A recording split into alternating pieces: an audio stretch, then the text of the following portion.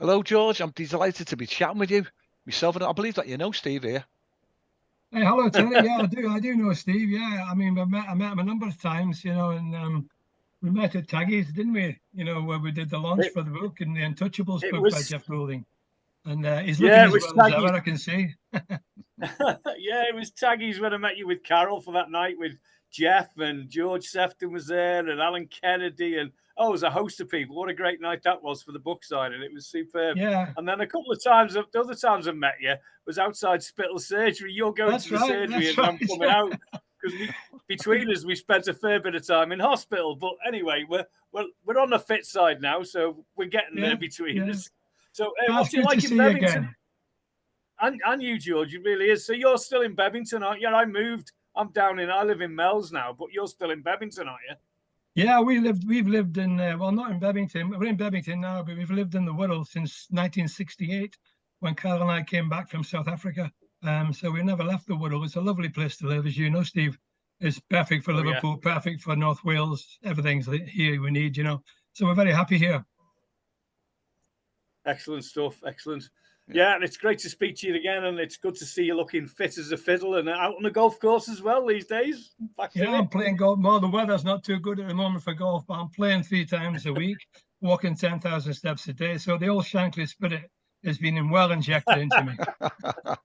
Brilliant. Absolutely brilliant. Excellent. Yeah. George, can we go back to your early career and then move forward to the publication of The Lost Shankly Boy with Jeff Goulding?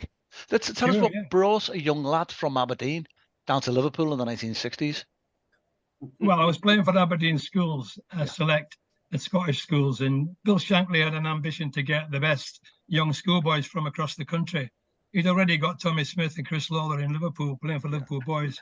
And he went out and got Bobby Graham and Gordon Wallace and myself, and we were invited down for a trial. I mean, it was a bit lucky, or destiny, if you like, from my point of view, because I was already agreed to sign for Aberdeen, my hometown team, which I supported and always loved, Yeah. But, the janitor at our school was a scout for Liverpool. I never knew that. And he persuaded my parents to allow me to come down for a trial. Bear in mind, I was only 15 years of age, so it was a hell of a way to go, 350 odd miles to Liverpool. I knew nothing about Liverpool. They were in the 2nd division at that time. Yeah. The only thing I knew was that Bill Shankly was the manager. And I only knew that because Dennis Law played for Huddersfield with Bill.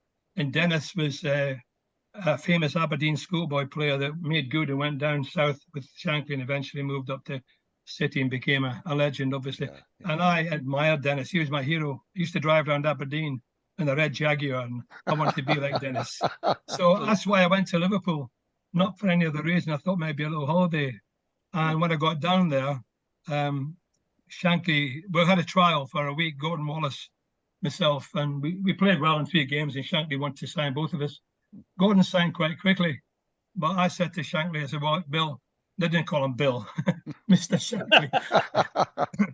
Mr. Shankly, I said, I've agreed to sign for Aberdeen for £6 a week as an apprentice. Yeah. And, my mum and my dad and my family all think if I come all the way down here, I'll be lonely and, I'll miss my friends and all the rest. And anyway, I said, my grandmother doesn't even know where Liverpool is, Mr. Shankly. And he looked at me like I was crazy, You tell your grandmother, son, we're in the 2nd division at Liverpool, but we'll be in the 1st division next year, I can tell you that. Tell her everybody soon will know where Liverpool is. Everybody will know where Liverpool is. And that hit me like a bullet in the heart, and his voice and his charisma and his presence. And so I decided in my mind, I wanted to come to Liverpool, which was a shock for my parents and my friends and brothers. Yeah. But in the end, that's what I did. My granddad saw me off at the station, £20 in my pocket, a little brown suitcase, heading for Liverpool. Never saw my granddad again, passed away about a couple of weeks later. So that was very sad.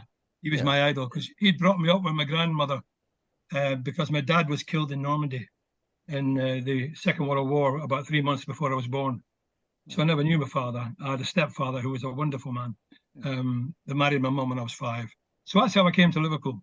Okay, that's brilliant. Yeah, and funnily enough, wasn't the coach, the scout for Liverpool was St Mirren's goalkeeper, wasn't he, as well as your teacher? Yes, he used to be St Mirren's goalkeeper. He was retired at that time. His name was Jim Lornie.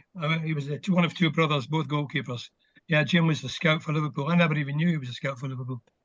How did he get involved with scouting for Liverpool all the way up there? Was it one of Shankly's, things I think again? So. Was it? I think so. Yeah, they spread them around the country. Shankly admired Matt Busby, and Busby had got the Busby Babes together in the 50s, late 50s, Duncan Edwards and all them. And I think Shankly aspired to go the same way, get young players that he could mould, and we were just lucky that we were the boys that he took down there, the original Shankly boys, you might say. Yeah. No, I mean, my first wage at Anfield was £7.50 a week. Wow. And I had to negotiate for the 50p. 50 shillings was it, George? 50 shillings. 10 shillings. 10 shillings. Yeah. £7 shillings. Yeah. Actually, we'll talk a little bit about that later. I've got something I want to mention about wages, but we'll come back to that. But I mean, this might seem obvious to us, but not to people who are going to watch this. What made Bill Shankly stand out amongst all the top managers that made, what made the man a legend? I mean, we know he had the gift of the gab, but what was it that made him such a charismatic man and a legend? Well, he was probably the greatest football man ever lived. I mean, he just lived, eat, breathed football. Football was his life. That was it, As far as Liverpool's concerned, it was a match made in heaven because, as he said, I was made for Liverpool and Liverpool was made for me. And that's because the fans mirrored him and he mirrored the fans. He knew what the fans wanted. He knew what made them tick. He logged into the hot button. He used to tell us, that when you're playing for this club at any level, son, you're playing for these people that work in the factories and the docks and the menial jobs, and they come here on a Saturday, they want to be entertained, and that's your job, son, It was all sorts of statements he made, which made the hair stand up in the back of your neck, I mean, I've lived my life through a couple of them, really. He used to say, natural enthusiasm is the greatest thing in the world, son. Without it, you're nothing. I used to say, nothing happens unless you make it happen. Little statements like that, stayed with you. And when you were faced with circumstances in your own life, that sort of, these phrases. But he was charismatic. That was the thing. Yeah. He was a leader. And he was a humble man. And he was also got great loyalty from his players. Very like Klopp. Yeah. He knew how the people ticked, didn't he? How the working class worked. And I think that was key to a lot of it within Liverpool, with it being such a, that Docklands environment, if you like. Yeah. So he knew what he was doing, didn't he? Yeah. He come from a working class background up in Ayrshire and Mining Village, and he used to say, either come out of the pit and played football, or you come out of school and played football, or you went down the pit. He had 4 brothers, I think, all were footballers. Yeah. Liverpool won trophies with a squad of maybe 13 players in the first team for the whole season. How do you think a modern player would cope with this? Or maybe players of that time, they had a higher tolerance of pain, do you think? Or like an assembly line, was it, of cortisone injections? I'm not sure. One thing about that was a thing that had its good points, had its bad points. Had its good points for Liverpool because they had consistency. And had its bad points for players like me and others who were desperate to get into that big team. Yeah, and you couldn't get in. We were barred by genius because you had Callaghan, Hunts, and John Smith and Thompson in them spots every week for 2 or 3 years. I think they only used about 13 players in 4 years or so. It was ridiculous. Wow, that's incredible. So, it was incredible. I don't know what your question about the injuries. They did used to get cortisone injections, and I think that in later life that came back to haunt some of them, like Tommy Smith and Chris Lawler. Tommy Smith, A lot of the boys are struggling and have been struggling with arthritis because the cortisone masked the pain, but it didn't cure the injury. It allowed you to play, but you were playing with an injury effectively. And I'm not sure they knew at that time how bad that would be. That was the only downside. I mean, I think one of the reasons was that training was so good, way ahead of its time. Way ahead of its time at Melwood. The training that we went through was fantastic. Yeah. I think Terry's thinking about back to the days when Daniel Sturridge was around with Suarez and that. And Daniel Sturridge had so many injuries, didn't he? And it was so frustrating because he was a great player, and then he'd go, I can't play this week. I've twisted my ankle or whatever. And it was like, why was it? Did he have so many injuries? And other people could play through it. Like Suarez hardly got injured, did he? Salah doesn't hardly get injured. I don't understand it. I mean, it's a mystery. At the moment at Liverpool, you got Thiago hasn't played for a year virtually. Beticek, young lad, 19, hasn't played for a year nearly. In my day, if you didn't play for a year, you were finished. You were out. I've never known a player to be out for a year and carry on playing. So what's going on there, I don't know. And whether it's a recurrent thigh muscle or a recurrent hamstring, a back injury, I don't know. But the young players, I can understand it if a broken leg or you know, like Robbo's shoulder broken. Yeah, I mean, yeah. I don't understand it. So I don't know what the answer is really. Yeah, they seem to be so fine-tuned these days, don't they? I mean, you've got to be, if you're not totally fit, you're injured. And, you know, little tweaks here, it's so frustrating at times, Yeah, but Gordon Wallace and I Peter Moore took us down to Melwood, and we had a look around Melwood a few years ago, Gordon and I was staggered because I hadn't really been back, apart from maybe once in all those years. And Melwood, when I was there, was just a cricket hut and like 4 football pitches and the shooting boards. I remember it. Yeah. And one of the pitches was like Shankly's baby, you know, it was like Wembley. I remember he put a sign up once saying only players with 8 caps allowed on this pitch. But you know, that when I saw it with Klopp, and I went in Klopp's office and everything and looked around, they had all sorts. They had computers and throw-in coach, you know, people, first class 5-star restaurant, plunge pool, squash court, big dressing room. It was fantastic, you know, and the training's obviously amazing. But as you say, maybe they're a bit sharp now, a bit too sharp, and easy injured, you know. Game's so quick now. It really is, isn't it? Yeah. Well, going back to what you were talking about before, you mentioned wages, what Liverpool players were paid. You know, you were talking about yourself there.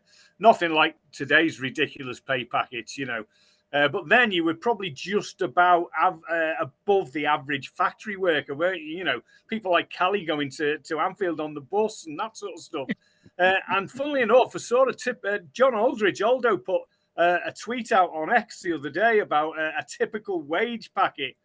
He put a list up of what each player was on. Actually incredible, wasn't it? So what did you think about all that? Did it seem fair at the time? I know you got to remember two things. First of all, when I became a professional footballer, the maximum wage was £20 a week. You couldn't get any more than that. That was it. And then Jimmy Hill came along with George Easterman, the union, players' union, and they threatened to strike, and we nearly did, but we're about a week away from striking. And Jimmy Hill cracked it and allowed the ceiling to be breached. And Johnny Haynes, who played for Fulham at the time, he was paid £100 a week, and that busted at that time, you know. But you got to also remember, my dad, the stepfather in Aberdeen, he was a labourer, worked for the Aberdeen City Council, and he was earning £9 a week, and I was a boy of 15 getting £7.50 a week. So on £7.50 a week, I could have a great time in Merseyside at that time. The Beatles were playing live in the Cavern. You know, we were going downtown having a good week. You know, my landlady took, I think it was £3.10, £3.50. I'm talking modern money. £3.50 she took. I paid £2 in an envelope to my mother every week because I promised her if she allowed me to go to Liverpool, I would always send her £2. And I did that the whole 5 years in envelope, every Friday, stuck in an envelope, sent it. That left me a couple of quid. It was a lot of money. You could have a great time for 2 weeks, £2 a week. Yeah. We go a bit further forward when I got transferred to Aberdeen in 1965. I bought a brand new Mini, drove out the showroom, £535. Still remember the number, CRS 948C. Wow, that's incredible, isn't it? That was 5 years later. You know, that was 5 years later. Yeah. So it's hard for the modern generation to understand those sort of wages, you know.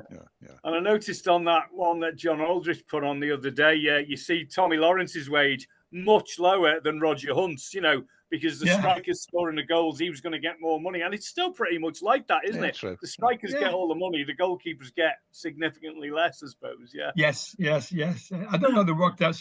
I think for poor old Phil Ferns, he only got £1. All right.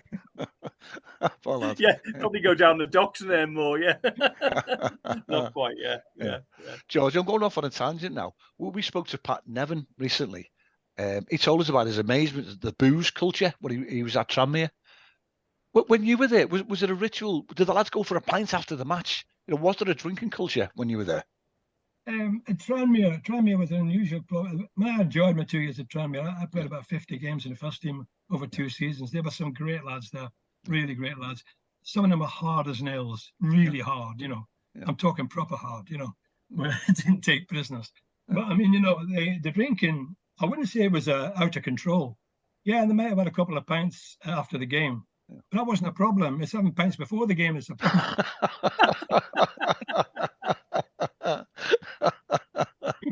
No, they weren't too bad, I must admit. They weren't too bad, though. My memory tells me right. they were proud of what they were doing. They were trying to win games, you know. They wouldn't let themselves go.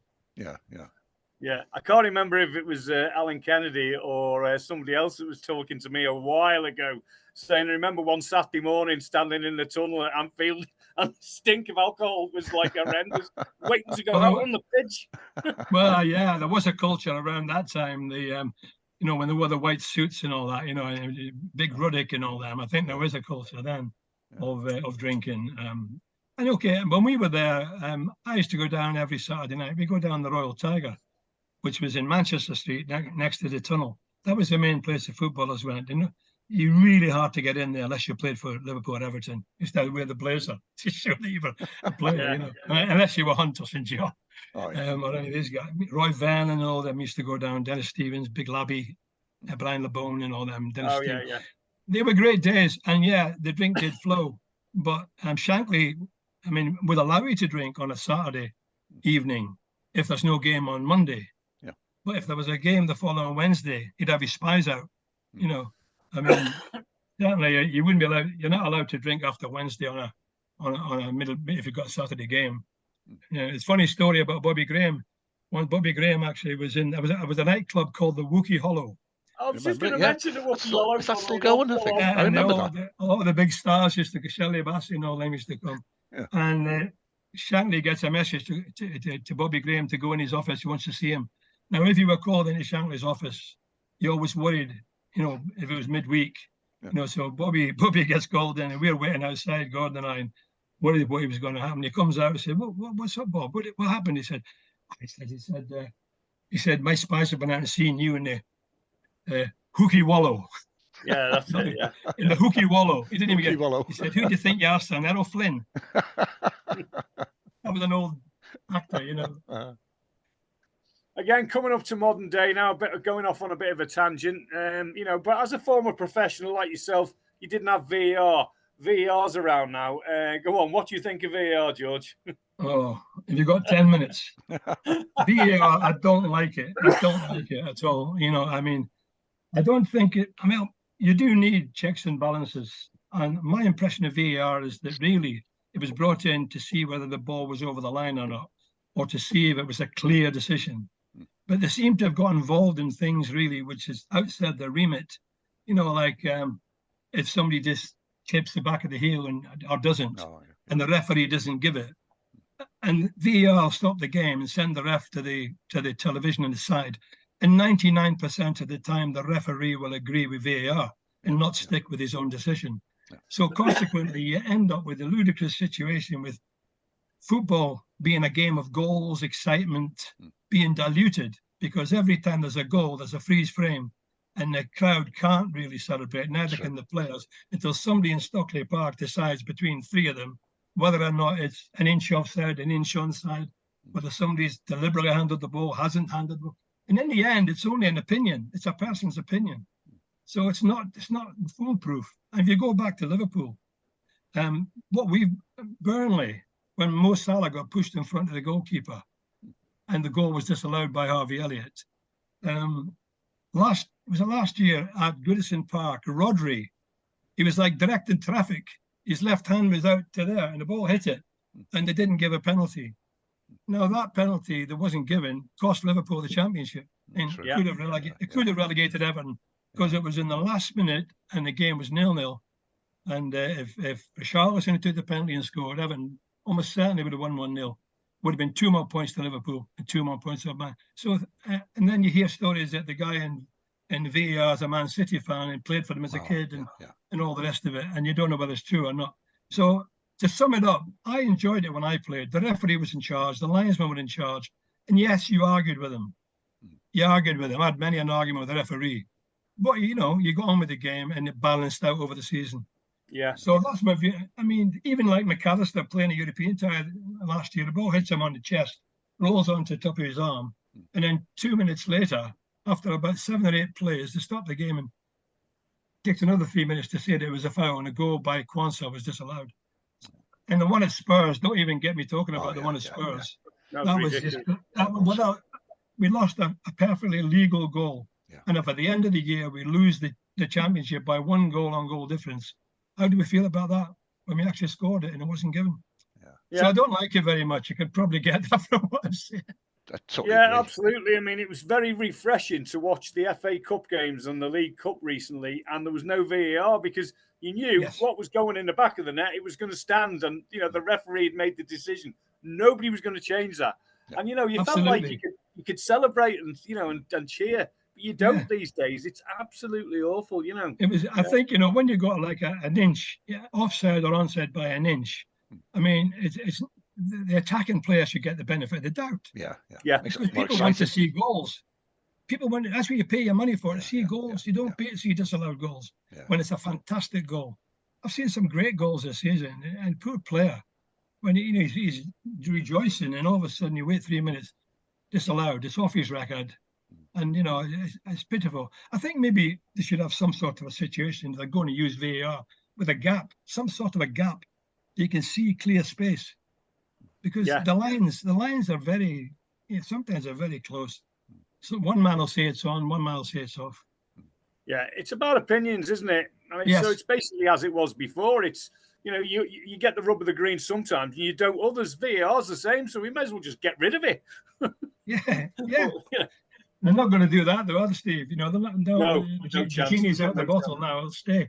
Yeah, but, technology's got to be the answer. I just wish they'd done it for goal line. The ball's over the line, then that would be great. That's fantastic when you can see if it's over the line. Everything else, it's just opinions.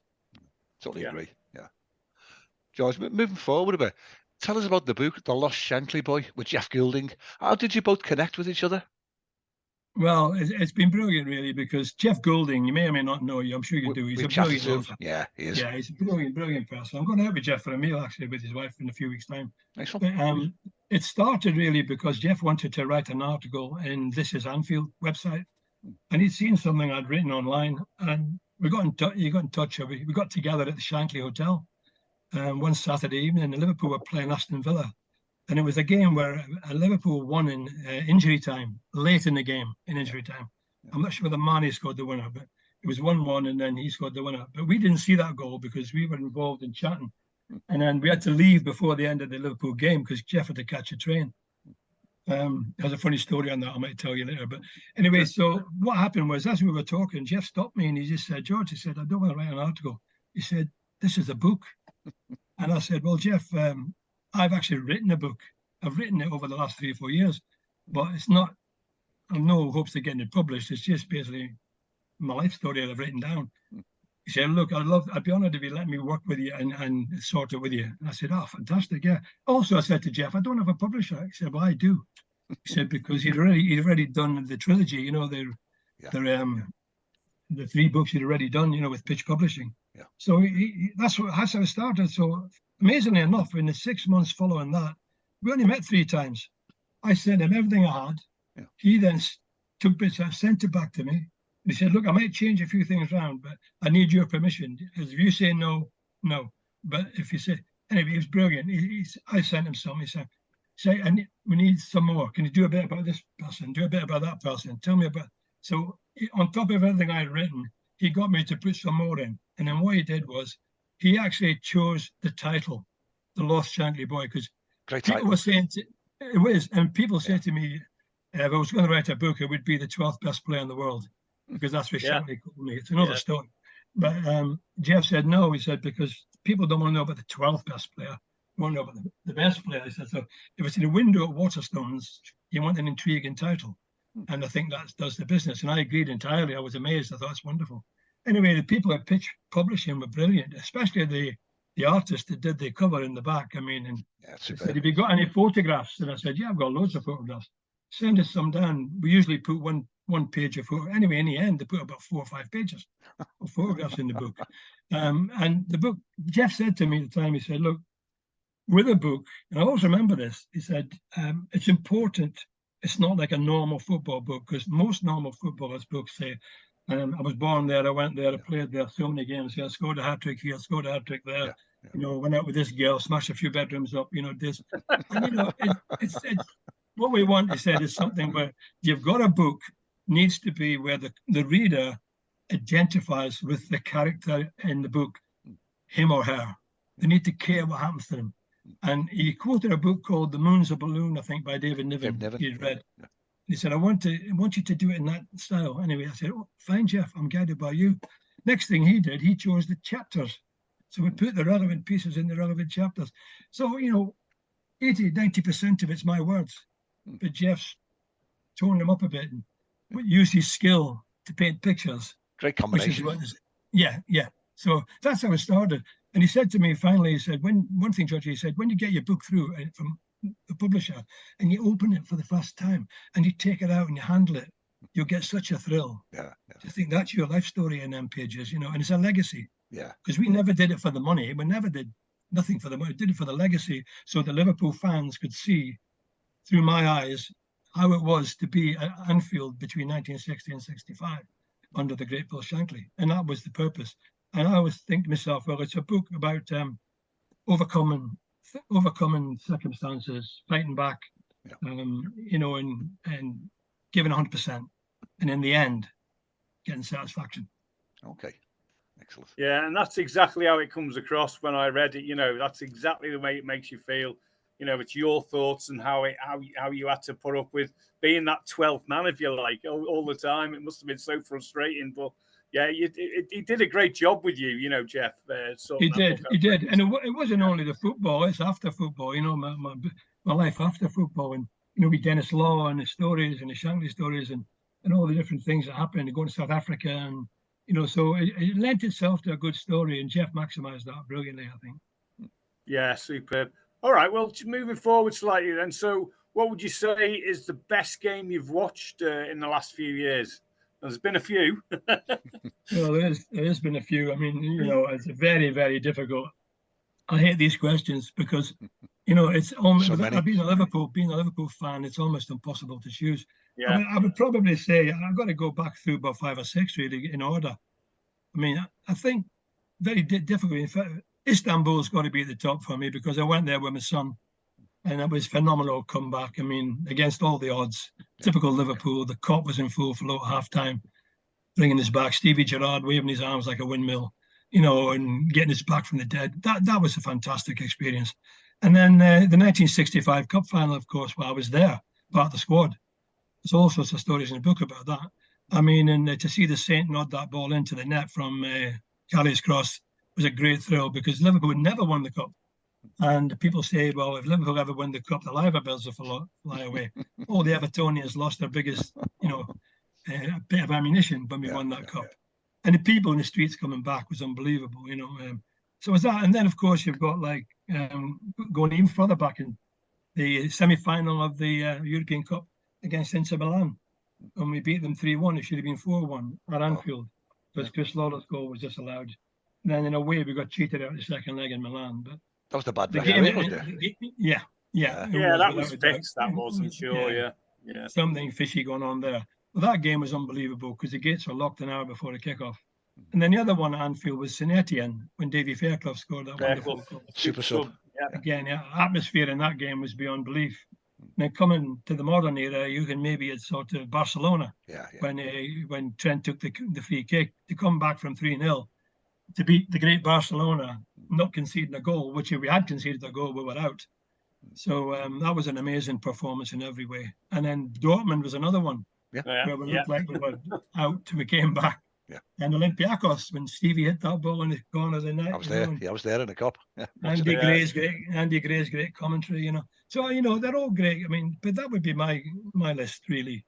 Superb Istanbul, list. probably. Some list, Istanbul. That's pretty much the same as my list as it happens. But We're very lucky, aren't we, as Liverpool supporters? We are indeed. Yeah, we are. Yeah.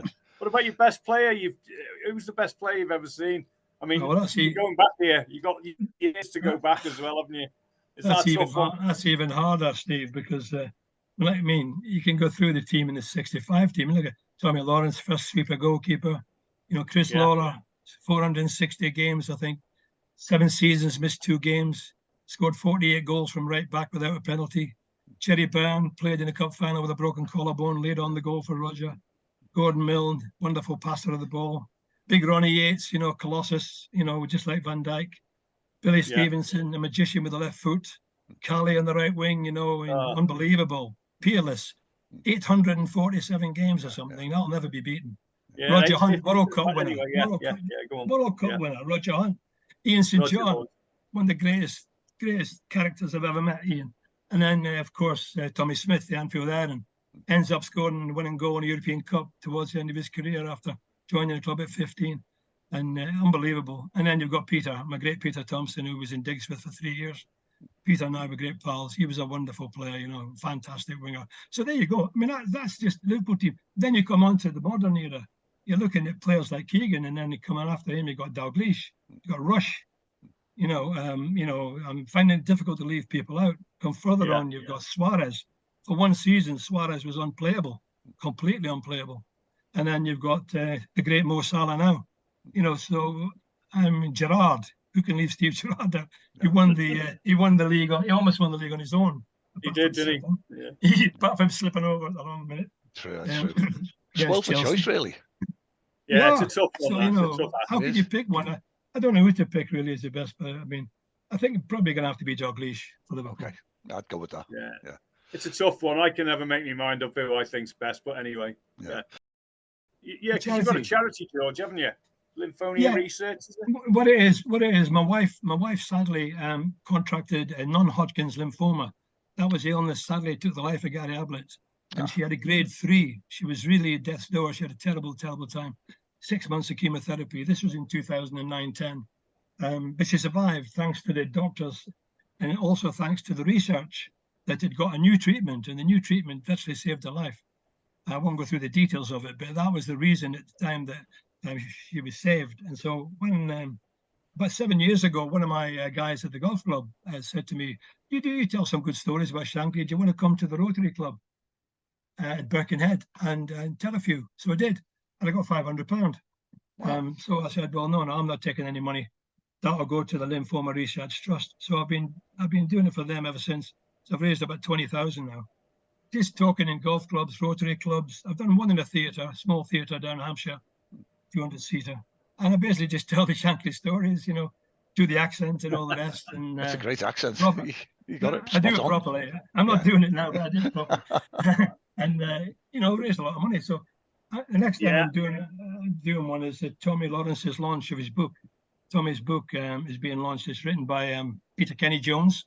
Oh, yeah, we know Peter. Yeah. It's been published in March. And he interviewed Gordon and I a few months ago before Christmas. So we've got contributions to the book. So he's asked me to do a few words, say a few words, tell a few stories at the launch, which is, I think it's at the church in Oakfield Road in April the 5th. And then there's another one at a pub in Colchester where Tommy used to drink in the pub.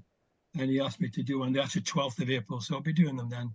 Excellent. I only do them when people ask. I don't go out touting to do them. If somebody wants me to come along and do a talk and put a contribution to the lymphoma research, I'm happy to do it.